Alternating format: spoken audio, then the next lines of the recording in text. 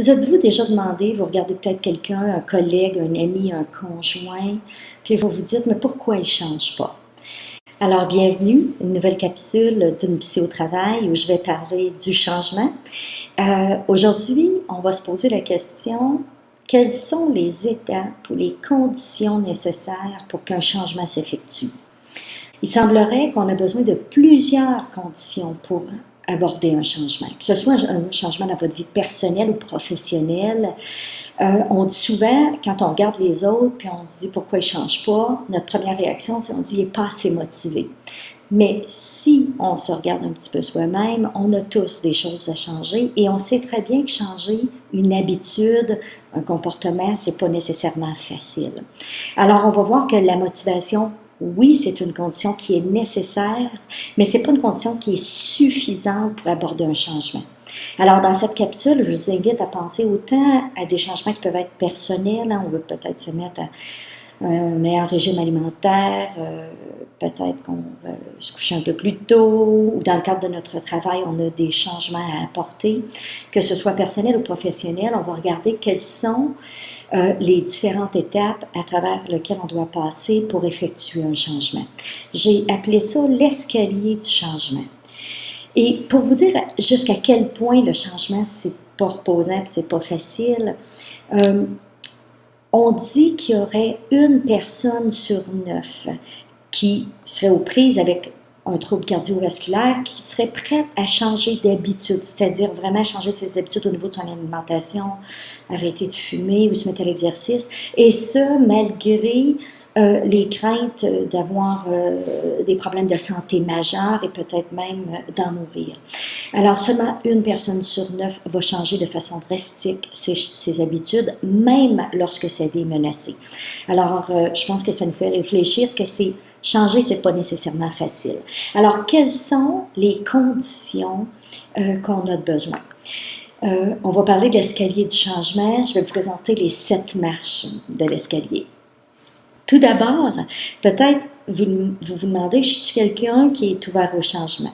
De quel type êtes-vous? Lorsqu'on aborde le changement, que ce soit un changement personnel ou professionnel, ben, il n'y a pas tant de gens qui aiment ça changer. On dit qu'il y aurait 10% des gens qui seraient proactifs par rapport au changement. Donc, c'est des gens qui ont le goût de l'aventure, le goût du risque, de l'imprévu. C'est des gens qui aiment beaucoup apprendre, qui aiment s'engager dans des nouvelles activités, puis qui aiment changer des choses. Mais il n'y en a pas beaucoup, 10%. 80% sont plutôt du type conservateur, donc on est bien dans nos vieilles pantoufles. Et il y aura un 10% qui serait plus même réactif, rébarbatif au changement. Alors, pour ceux que ça intéresse, j'aurai un lien à la fin pour mesurer votre ouverture au changement, un petit questionnaire. Mais revenons à notre escalier du changement. La première étape, pensez à quelqu'un, bon, vous aimeriez qu'il change quelque chose et vous vous dites, ouais, mais pourquoi il ne change pas? La première étape pour faire un changement, il faut être conscient.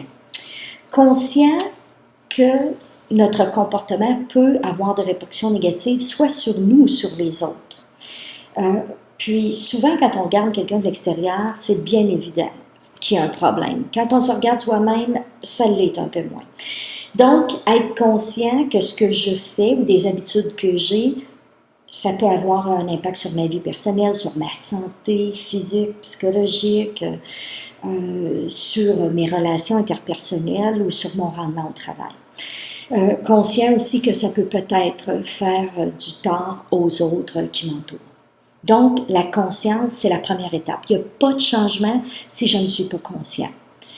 Mais est-ce que conscience est suffisant? Non. Après ça, il faut être motivé. Motivé à changer, c'est-à-dire qu'on espère que notre changement d'habitude va nous amener quelque chose de positif ou on est motivé parce qu'on a peur et on veut éviter une conséquence négative. Par exemple, on pourrait vouloir arrêter de fumer pour avoir plus de souffle, pour économiser de l'argent, mais on peut aussi arrêter de fumer être motivé parce qu'on a peur de mourir, on a peur du cancer, on a peur de la crise de cœur. On peut être motivé à changer notre rendement au travail parce qu'on a peur d'être mis à la porte, d'être congédié, ou parce qu'on va aller chercher plus de satisfaction ou on veut peut-être aller chercher un plus grand statut. Bref, les motivations peuvent être de toutes sortes. L'efficacité personnelle. La troisième condition. J'ai beau être conscient, j'ai beau être motivé, mais je dois sentir ou percevoir ou penser que je suis capable d'y arriver. Alors la conscience, c'est le savoir, la motivation, c'est le vouloir et l'efficacité personnelle, c'est le pouvoir. C'est-à-dire, je crois fondamentalement que si je fais ce qu'il y a à faire, si je suis une méthode, si je prends le temps de me former, je serai capable d'avoir un résultat. Donc, mon sentiment d'efficacité personnelle, de croire en ses capacités et à ses compétences. La quatrième des conditions. Encore là, j'ai beau tout savoir ça et croire en moi, mais est-ce que je sais ce que je dois faire? Est-ce que j'ai un bon plan d'action? Par exemple, je pourrais être motivée à apprendre l'anglais, je sais vraiment, j'aimerais ça, je serais tellement satisfait, ça me donnerait de la liberté, peut-être même une promotion, je serais capable de voyager. C'est pas que je suis pas motivée, c'est pas que je suis pas conscient des bénéfices positifs, mais il se peut que je ne sache pas comment m'y prendre. Donc, est-ce que j'ai un bon plan d'action? Est-ce que je suis capable d'aller chercher les ressources? Pour ce qui est du plan d'action, je vous dis tout de suite, je ferai une autre vidéo sur ce que c'est un bon plan d'action lorsque on veut arriver à terme avec un projet. Alors, je vais décortiquer dans une autre vidéo le plan d'action. Est-ce que j'ai un contexte supportant? Pensez à quelqu'un qui voudrait cesser de consommer. Ben, s'il y a plein de boissons dans la maison, si tous ses amis consomment, si on l'incite à consommer, ça sera beaucoup plus difficile.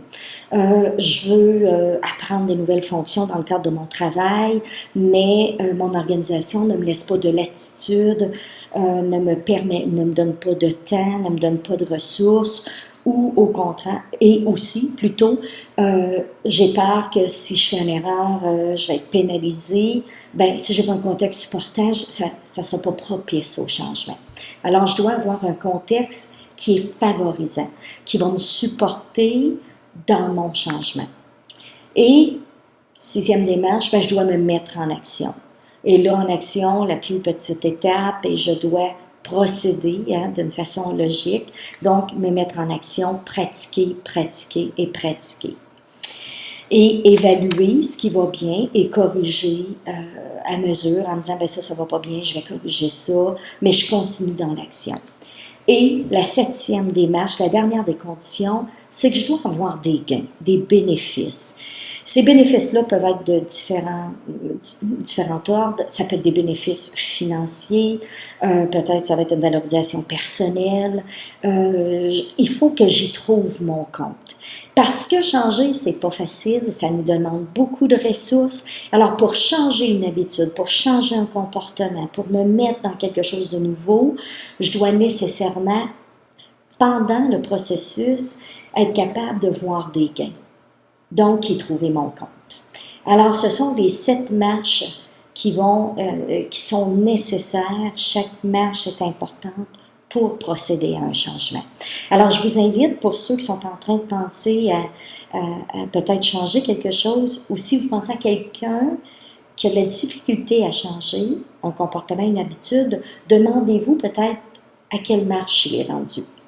Alors, êtes-vous ouvert au changement? Je vous invite à faire le test. Vous voyez le lien ici, ou vous avez un lien là, dans le bas du YouTube. Je vous invite aussi à vous abonner à ma chaîne pour voir d'autres vidéos sur le changement, mais aussi sur d'autres sujets qui sont en lien avec la productivité et le bien-être au travail. Posez-moi des questions. Communiquez. Vous avez mon adresse courriel aussi. Des sujets dont vous aimeriez que je traite, ou si vous avez une question particulière, je tenterai d'y répondre dans des vidéos consécutives. Alors, c'était la psy au travail et bonne semaine.